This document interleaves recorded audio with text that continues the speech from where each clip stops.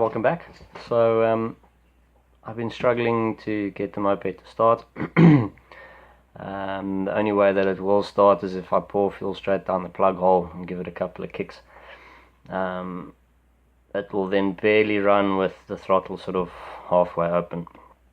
So I took the carburetor off again, double checked everything there, the float is right, the needle and seat work right, all the passages are open.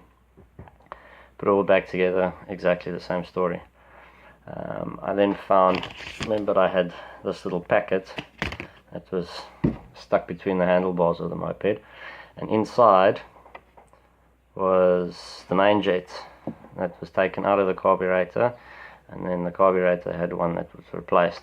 But the new one is a size 50, and the old one that was in the packet is a size 71. So I'm going to put the original jetpack in, which is obviously a bit bigger. Hopefully it'll give it more fuel, and we'll see whether it'll start. There's quite a big size difference if you look through the jets. So let's give that a go and see what happens.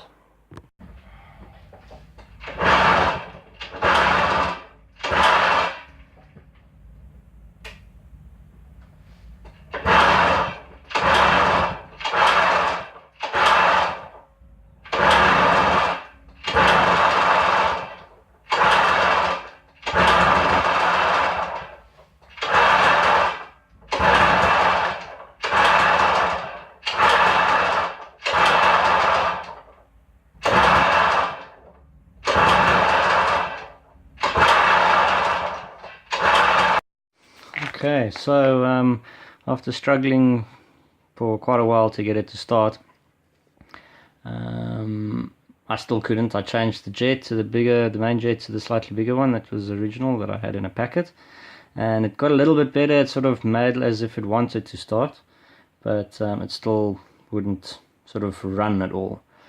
So the only thing I could think of was that there was some sort of vacuum leak. It wasn't sucking in enough fuel from the carburetor.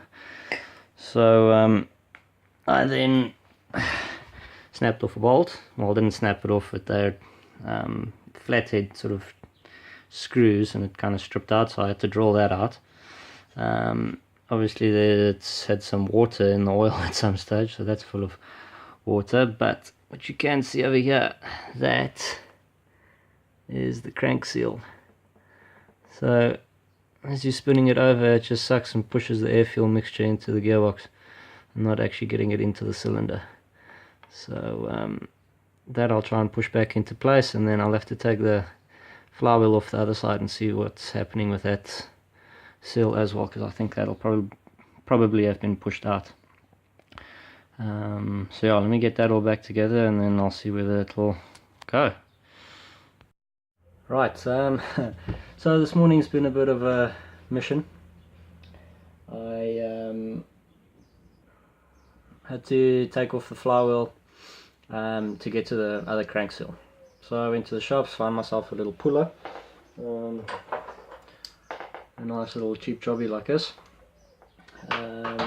Put that on, and it was really tight. I was quite worried that it was going to bend something, and eventually it shot off and almost hit me in my gentleman's area, which wasn't the best. So I got the flywheel off, removed the points, pushed the seal back in, made sure to mark the points so that when I put it on, the timing remains the same. So I put that all back in, put the flywheel back in, checked everything, all looked fine. Put all the covers back on, filled her up with nice new fresh oil, mixed some more fuel, took it outside, started fine. It's quite smoky. There's a bit of a sort of watery, oily mess coming out the exhaust, so I think there was probably still a bit of water inside the crankcase, which is not ideal. But yeah, it started up fine, everything looked good.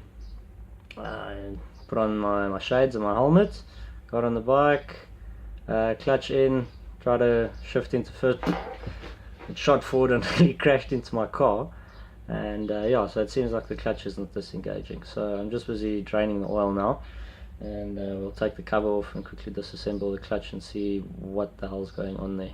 Probably just from sitting so long, the plates and the friction plates have all stuck together and they're not disengaging properly. But we'll take off the cover now and have a look.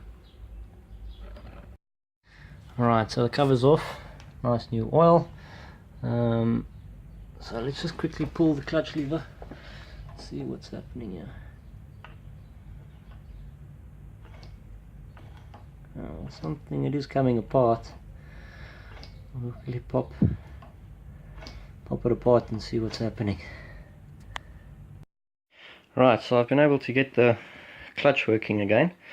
So we will quickly just roll it onto its wheels, get it off the stand. So it's currently in gear. So now if I push forward, you see the clutch is obviously not disengaging. On the clutch lever, a little bit sticky still. Still very sticky. There we go.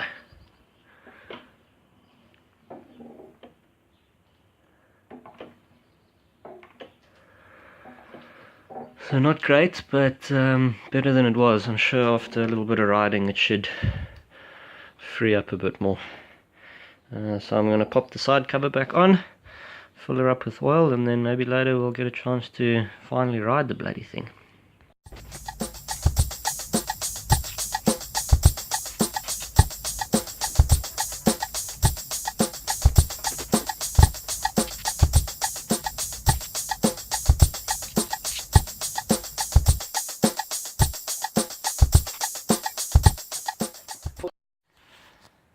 So, filling up here at the little funnel, and then you'll see here on the side cover, right over here, there's a little screw that you can take out.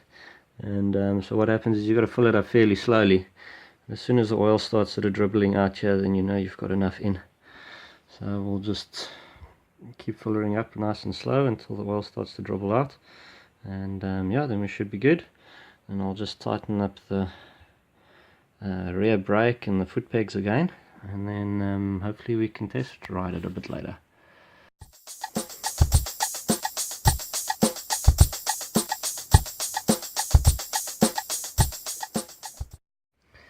Right, now you can see the oil's just starting to dribble out there. That means we're nice and full. So we'll put the little screw back in.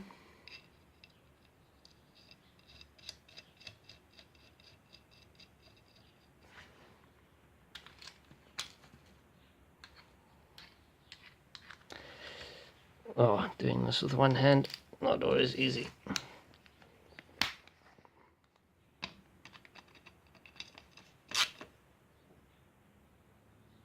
Mop that up. Bob's your auntie.